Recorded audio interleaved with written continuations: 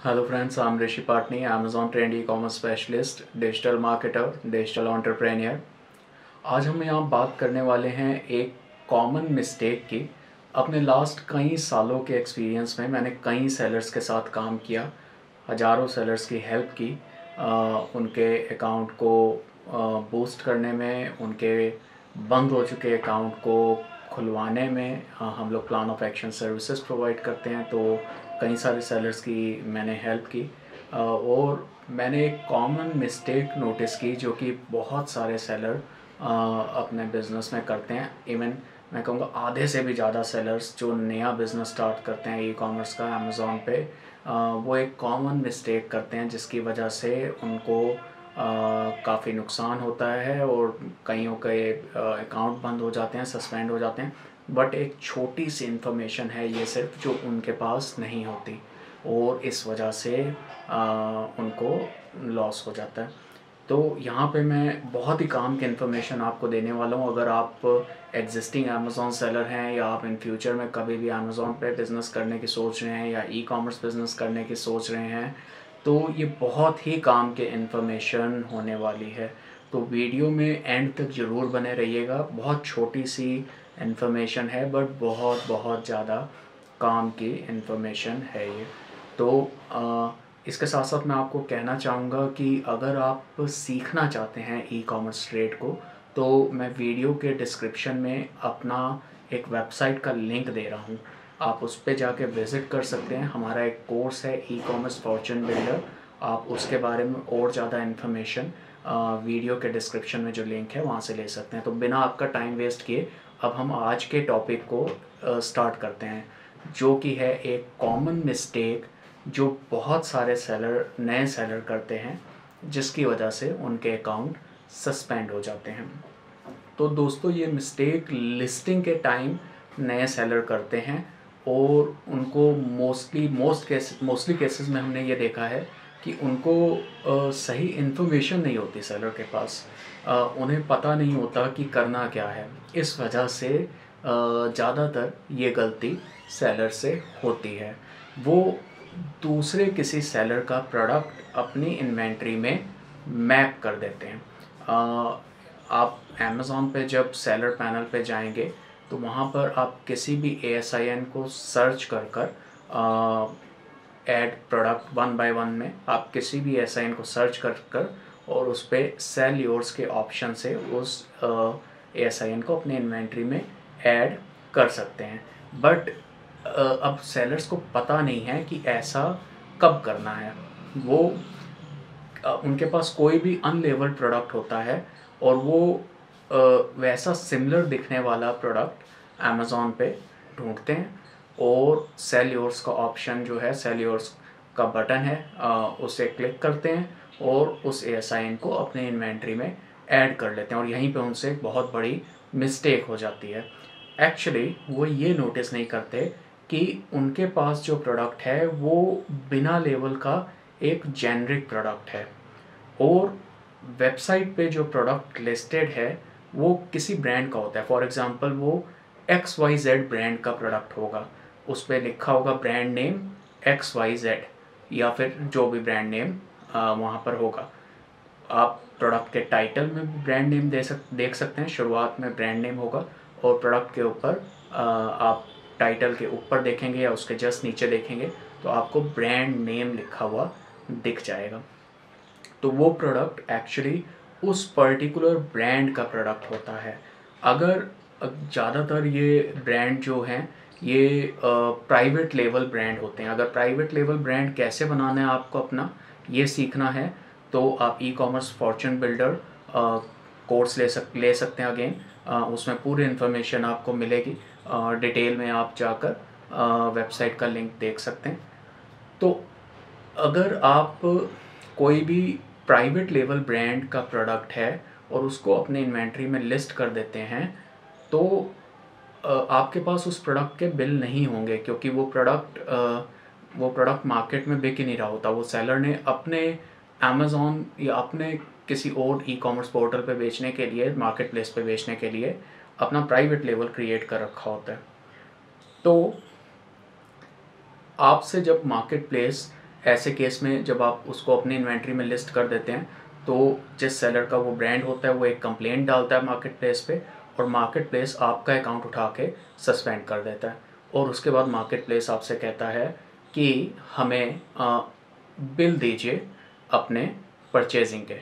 अब ऐसे में जब सेलर परचेजिंग के बिल देता है तो हमने देखा वो मोस्टली जेनरिक प्रोडक्ट की परचेजिंग के बिल होते हैं, यानी कि उसने अनलेबल प्रोडक्ट ख़रीदा होता है और उसका उस समय सेलर कहता है कि भाई मेरा प्रोडक्ट दिखता तो वैसा ही था जैसा प्रोडक्ट मार्केट प्लेस पे या अमेज़ॉन पे अवेलेबल था, इस वजह से मैंने उसको लिस्ट कर दिया अपनी इन्वेंट्री में।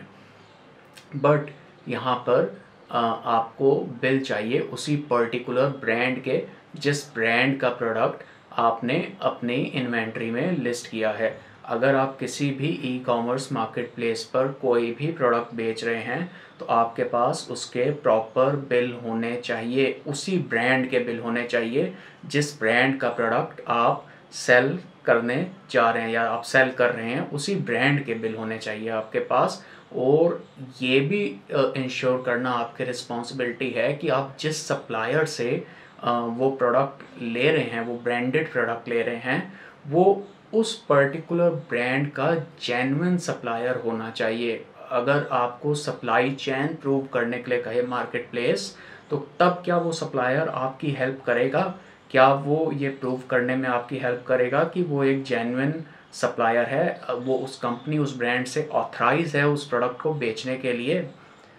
तो ये भी ज़रूर पक्का करिए। अगर आप ब्रांडेड प्रोडक्ट खरीद रहे हैं तो ये पक्का कर लीजिए कि सप्लायर अगर कोई इशू आता है तो वो ये प्रूव कर सकता है कि वो इस पर्टिकुलर ब्रांड का एक ऑथराइज डीलर डिस्ट्रीब्यूटर है, एक ऑथराइज सप्लायर है।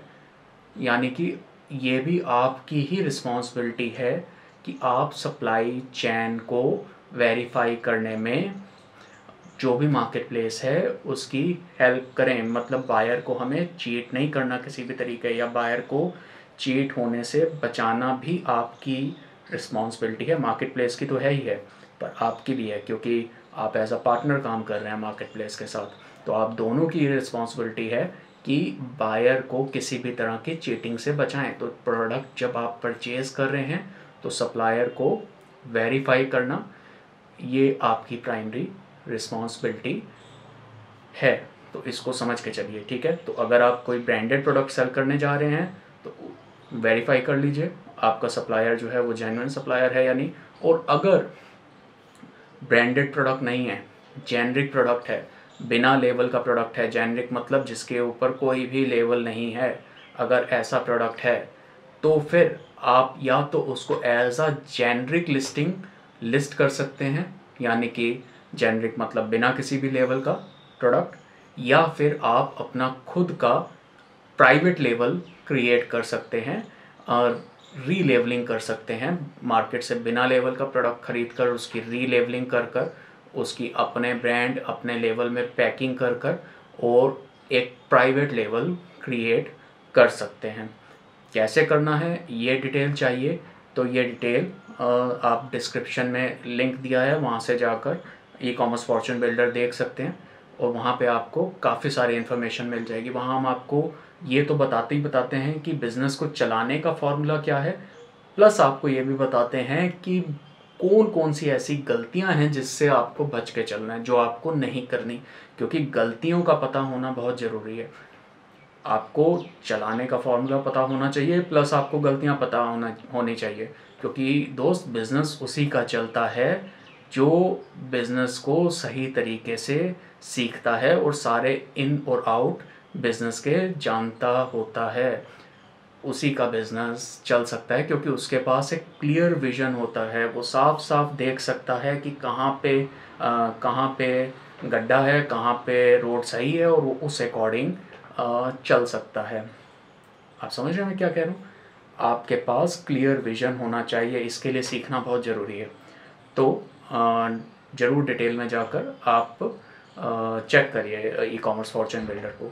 और इसके अलावा जैसा कि मैंने आपको बताया, ये एक कॉमन मिस्टेक अगर आप अपना नया अकाउंट चालू कर रहे हैं तो इससे ज़रूर बचिए। आप वेरीफाई कर लीजिए अपने ब्रांडेड प्रोडक्ट के सप्लायर को, और अगर बिना लेबल का जेनरिक प्रोडक्ट है तो उसको या तो as a generic product list करिए या फिर अपना खुद का प्राइवेट लेबल क्रिएट करके और आप उसको लिस्ट कर सकते हैं।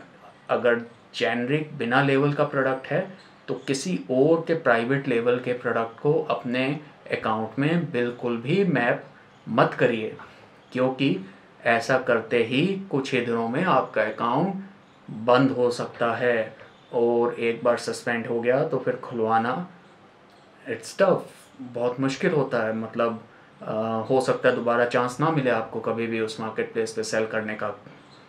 आप समझ रहे हैं ना? तो ध्यान रखिए, और मैं ऐसी काम की इन्फॉर्मेशन लाता रहूँगा आपके लिए। अगर पसंद आया है वीडियो तो प्लीज़ लाइक करिए, सब्सक्राइब करिए चैनल को, सो दैट आप किसी भी तरह की गलती करने से बचें अपने ई कॉमर्स बिज़नेस में, और बेस्ट प्रैक्टिसेस आपको पता चलती रहें और आप अपने बिज़नेस में बेहतरीन तरीके से ग्रो कर पाएँ। तो मिलते हैं अगले वीडियो में।